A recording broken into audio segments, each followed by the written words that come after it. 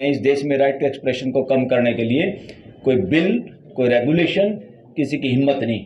कोई आएगा तो वापस जिस तरह एडवोकेट बिल को बिल में घुसना पड़ा, आपके किसी भी शरारत करने की कोशिश करेगी डेमोक्रेसी में। कोर्ट का काम है न्याय करना, फैसले देना नहीं है। मगर सुप्रीम कोर्ट के जज खुद कह गए हम तो जजमेंट करते हैं, न्याय व्याय का कोई गारंटी नहीं है। कई बार अगर देखा जाए तो बहुत बार ऐसा लगता है कि जज खुद कंटेम्प्ट ऑफ कोर्ट कर रहे हैं। और राइट टू एक्सप्रेशन के मामले में लोगों को शिकायत है बहुत बार कि कॉन्स्टिट्यूशनल कोर्ट भी वो नहीं बोल पाती जो उनको बोलना चाहिए समय पे। और जो मेन स्ट्रीम मीडिया है, जो इस देश के पैसे से चलता है, एडवर्टाइजमेंट इस देश का पैसा होता है, वो उस पैसे से जनता के खिलाफ हथौड़ा लेके वो खड़े हैं, जिनको गोदी मीडिया नाम से पुकारा जाता है। सोशल मीडिया में भी कई ऐसे लोग हैं जो गोदी में बैठे हुए हैं, इसलिए यहाँ सोशल मीडिया सारा का सारा नॉन गोदी मीडिया नहीं हो सकता। जो आदमी गोदी में नहीं है वही सोशल मीडिया है, वही देश का मीडिया है, वही जनता का मीडिया है। ये दरअसल प्लेटफार्म इसलिए क्रिएट किया है सिर्फ और सिर्फ क्योंकि जो एडवोकेट राइट टू एक्सप्रेशन की वकालत करते हैं, संविधान की बात करते हैं, उनके सबसे ज़्यादा अजीज वो पत्रकार हैं इस देश के जो मौके पे बोलते हैं। आप लोग जो बोलते हो उस तरह के एडवोकेट चाहे सुप्रीम कोर्ट में चाहे देश के किसी भी कोने में है, वो दिल से आप लोगों के साथ हैं एक ही एहसास कराने के लिए।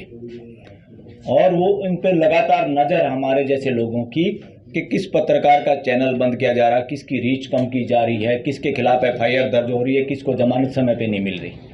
ये सब बातें हम सब के जहन में होती हैं और उन कोर्ट में भी बोलने का लहजा इन बातों को आधार बना के होता है बहुत सारे वकीलों का। और सोशल मीडिया के सामने भी हम कभी कभी रूबरू होते तो ये बातें हमारे जहन में होती है। तो इसलिए ये platform purely created by advocates for social media, for real media of the people of this country. और इसमें ये हमारा लालच है कि राइट टू एक्सप्रेशन की बुलंदी कैसे हो।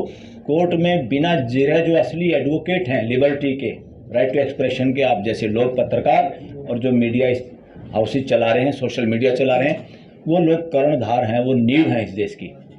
और किसी भी डेमोक्रेसी का राइट टू एक्सप्रेशन का जितना ज़्यादा विकास होता है वही सही मायने में डेमोक्रेसी है। जहाँ राइट टू एक्सप्रेशन का ग्राफ गिरता है वो डेमोक्रेसी नहीं, वो शासन है। और शासन को ये देश संविधान के जरिए जूते मार के पहले भगा चुका है। शासन मानसिकता नहीं गई देश में, डेमोक्रेसी है कॉन्स्टिट्यूशन, मगर मानसिकता में गड़बड़ है। और वो इसलिए भी गड़बड़ है, उसमें एक तो फिजिकल भी ढांचा उसमें मदद कर रहा है।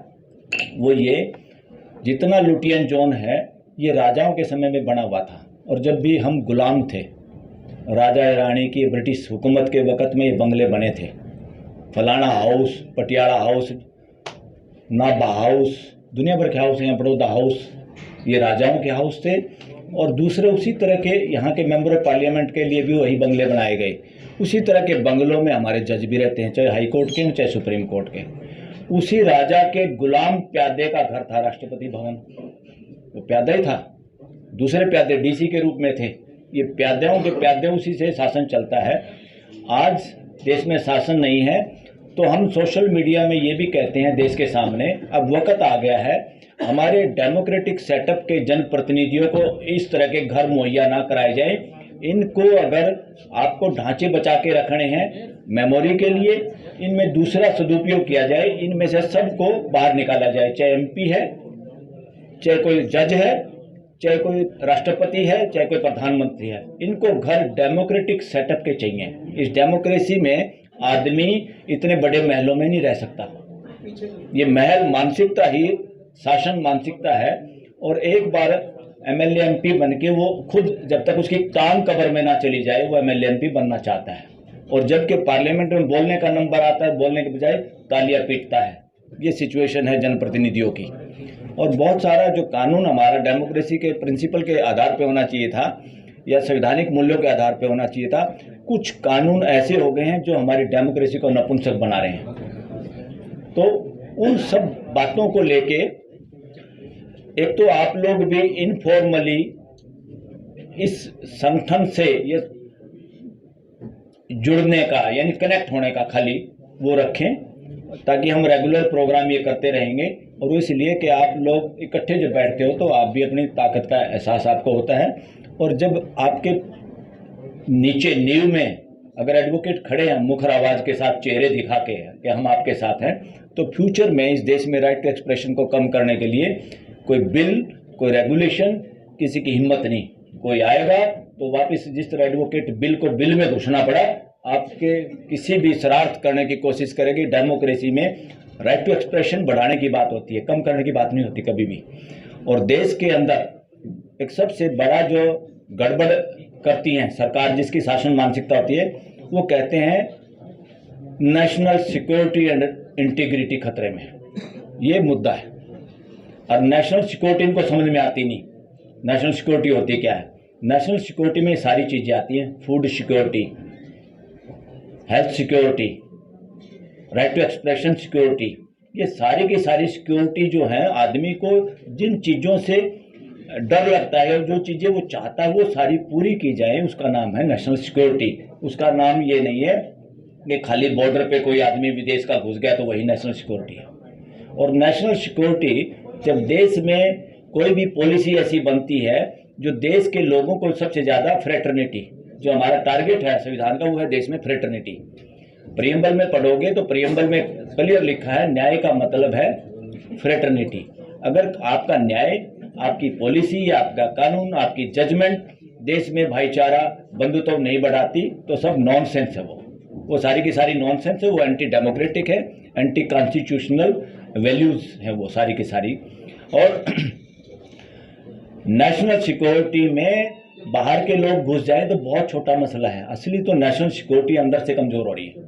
देश में असमानता, देश में भुखमरी, बोलने का इंडेक्स, भुखमरी का इंडेक्स, करप्शन का इंडेक्स, ये जो सारे बढ़ रहे हैं नेशनल सिक्योरिटी के दुश्मन है।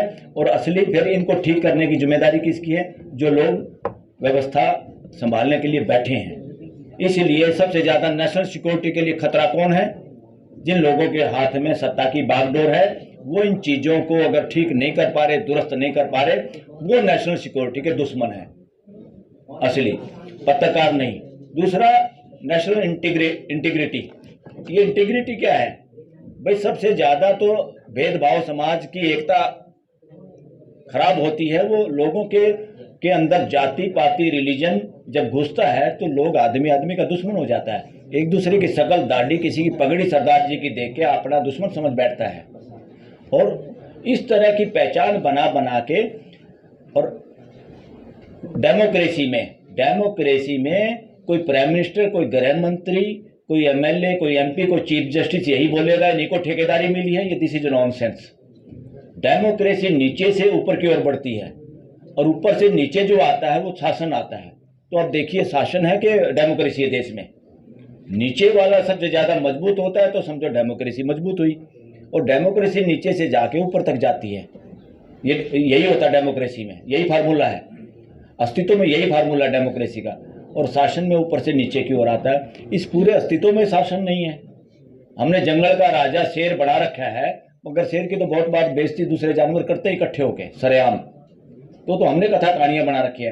अस्तित्व में कोई शासन नहीं है, कोई प्रजा नहीं है। अस्तित्व में नौकर और मालिक का भी रिश्ता नहीं है। इसलिए बार बार पूंजीवाद स्वीकार्य नहीं होता समाज को, और बार बार वो वाद भी स्वीकार नहीं होता जो अस्तित्व के नियमों के खिलाफ होती है बातें। तो साथियों, 2 मिनट और बोल के मैं अपनी बात को खत्म करूंगा। पत्रकारों को किसी बात से डरने की जरूरत नहीं, ना नेशनल इंटीग्रिटी और ना नेशनल सिक्योरिटी, ना फेथ। ये बार बार मानना कहाँ था आपने मेरे फेथ को? अरे कौन सा फेथ लिए घूम रहे हो जो इतना कमजोर है? और ऐसी कमजोर चीज तो अस्तित्व में वैसे ही खत्म हो जाती है। सर्वाइव कौन करेगा? आपकी इम्यूनिटी इतनी है, आपका फेथ। अब फेथ का जो हमारे कॉन्स्टिट्यूशनल प्रोविजन है अच्छा है, उसमें हमारे लोगों को अकल थी उस वक्त, फाउंडर फादर्स को जिन्होंने संविधान लिखा, उन्होंने 3 कंडीशन लगा दी। आपका फेथ, जब तक आपका फेथ है, आपकी प्राइवेट प्रॉपर्टी है, जब तक वो 3 कंडीशन पूरी करता है तब तक आप उसका ढिंडोरा नहीं पीट सकते आप। क्या? पब्लिक हेल्थ, पब्लिक मोरालिटी और पब्लिक ऑर्डर। और पब्लिक हेल्थ में ये नहीं आता कि आप फेथ का प्रचार करोगे और सामने वाले को बुखार हो गया तो आपका फेथ खराब है। बुखार वाली की बात नहीं है। पब्लिक हेल्थ में सबसे ज़्यादा है मेंटल हेल्थ। अगर आप कोई ऐसे बेहुदी बात जिसका कोई एविडेंस नहीं, आप कोई ऐसी बेहुदी बात जो अनसाइंटिफिक है, आप बेहुदी बात करते हैं, जिस तरह से उसको सामना करना पड़ गया था गैलीलियो को कि धरती, वो बेचारा कह रहा धरती घूम रही है, वो ठेकेदार बोले धरती नहीं घूमती भाई, इसको फांसी चढ़ाओ। वो तो आप जैसे पत्रकारों ने कहा अरे भाई माफ़ी मांग लो, बॉडी परेड इकट्ठे हो रहे हैं, आपको फांसी तोड़ देंगे, पीछा छुड़वाओ, जान बचाओ। बोला भाई जो तुम कह रहे हो वही ठीक है, जो तुम्हारी किताब कह रही वही ठीक है। इसीलिए उसकी जान बच गई थी, जेल में फिर भी उसको थोड़े दिन रहना पड़ा था। और आज धरती घूमती कि नहीं घूमती बताओ? आप और मैं रोक सकते हैं क्या? सेब नीचे गिरती है कि नहीं गिरती? कल भी गिरी थी, आज भी गिरेगी, आगे भी गिरेगी। ना मेरे में ताकत, ना भारतीय संविधान में ताकत, ना भारत की पार्लियामेंट में ताकत, ना यूरोपियन यूनियन में ताकत, ना किसी एटम बम में ताकत। तो यूनिवर्स में ही संविधान है आदमी का भी जीने का। यूनिवर्स का क्या संविधान है, आदमी कहाँ स्टैंड करता है यूनिवर्स में, कैसे हार्मोनी के साथ जी सकता है पूरे यूनिवर्स के साथ, वही एजुकेशन है, वही संविधान है। तो किसी आस्था को पे ज़्यादा आस्था के ढोंग पे चोट करनी है, सभी पत्रकारों की ड्यूटी है, ताकि इस देश के अंदर आस्था की दास्ता की जंजीरों से मुक्त हो। इस आस्था को ढोते ढोते पूरी मानवता जाति थक चुकी है, पूरी दुनिया थक चुकी है।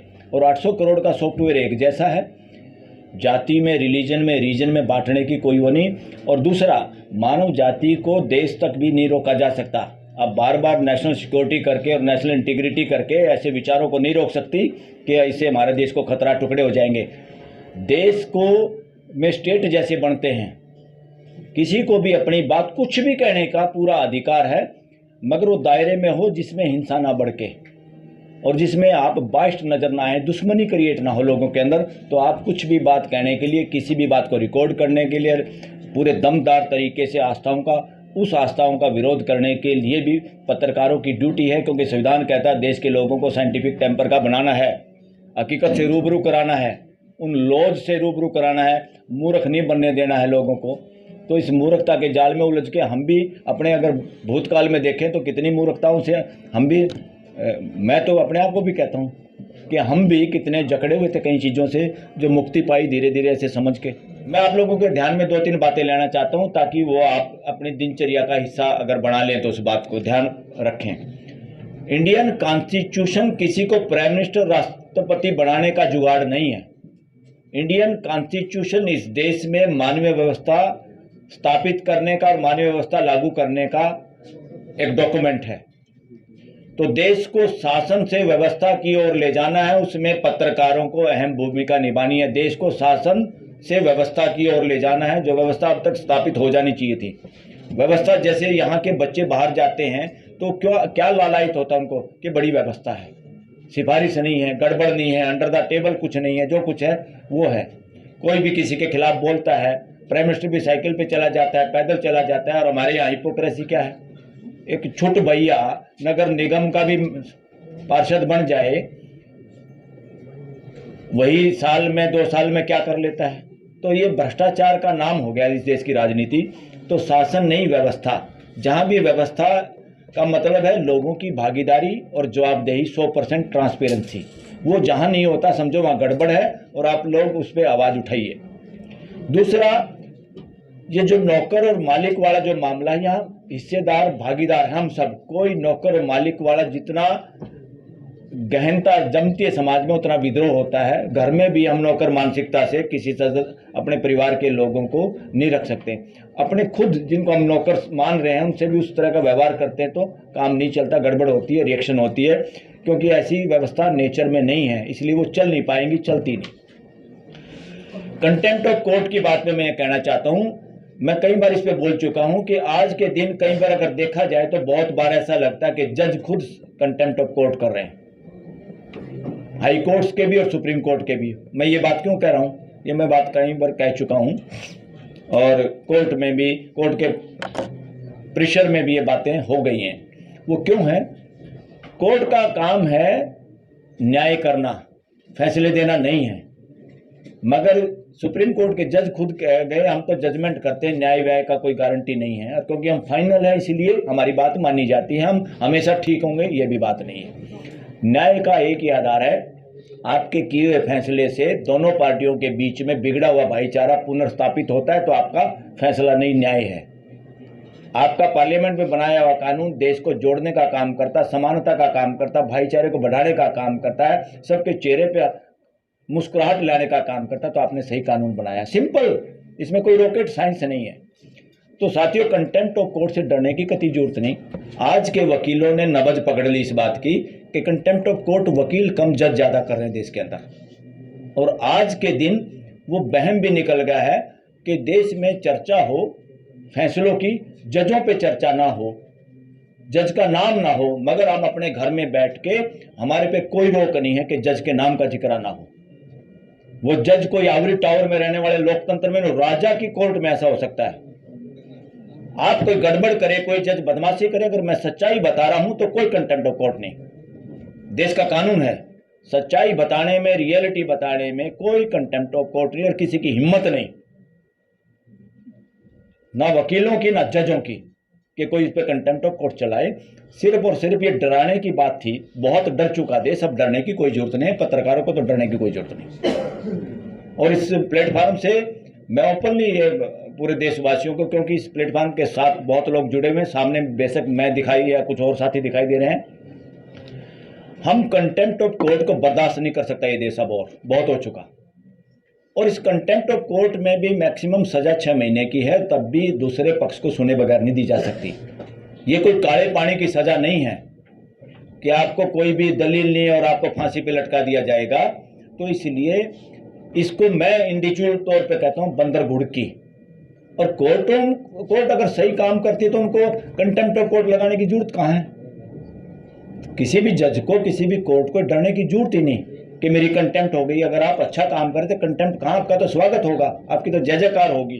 तो कंटेम्प्ट ऑफ कोर्ट से ज़्यादा फड़कने की जरूरत नहीं, बहुत फड़क चुका देश, अब इसमें कोई फड़कने की जरूरत नहीं है। एक अशोक जी, चित्रांशी जी और सारे साथियों, एक बात पे ध्यान देना, इस देश में एक डेमोक्रेसी के ऊपर बहुत लैकुना है। और एक राम बहादुर राय जी भी हैं, इंदिरा गांधी उस कला केंद्र के अध्यक्ष हैं आजकल, वो भी पत्रकार थे शायद, उनका भी बड़ा प्रिय विषय है। मेरे को भी वो कहते हैं, मेरे जीते जी ये काम हो जाएगा क्या? मका आप जहाँ बैठे हो, चिपके हो बैठे हो, अगर वहीं से आप आवाज़ लगाओ दाड़ के तो अभी हो जाएगा। मका मरने का इंतजार क्यों कर रहे हो?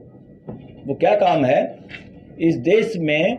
अब पंचायती राज, यहाँ भी शब्द गड़बड़ यूज हो रहा, राजवाज का कोई चक्कर नहीं। इन्होंने नाम भी हमने गलत अभी अडॉप्ट किए हुए हैं।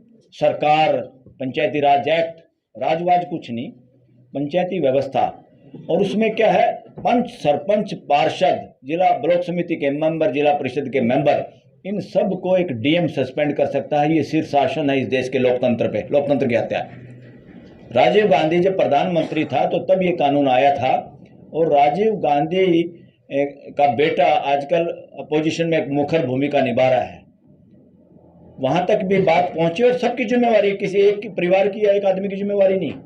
एमएलए और एमपी को कोई सस्पेंड नहीं कर सकता, सरकारी कर्मचारी, क्योंकि जनप्रतिनिधि हैं वो पार्लियामेंट में बकवास करते हैं तो सस्पेंड किए जा सकते हैं उस सेशन में। या कोई एक्ट ऐसा है कि 2 साल की सजा होगी तो वो उनका पद जा सकता है। मगर पंच, सरपंच जो असली धुरी हैं डेमोक्रेसी की, उनको अफसर सस्पेंड कर सकते हैं। इसलिए वो गुलाम बने हुए हैं हर जगह स्टेट में। अब चाहे बीजेपी की सरकार हो चाहे कांग्रेस की है, अगर अपोजिशन ईमानदार है इस मामले में तो अपोजिशन की जहां सरकारें हैं वो इस सारे अपने जो स्टेट के कानून है उसमें से ये कॉलम हटाया जाए। ये हर स्टेट के कानून में है ये गड़बड़ घोटाला।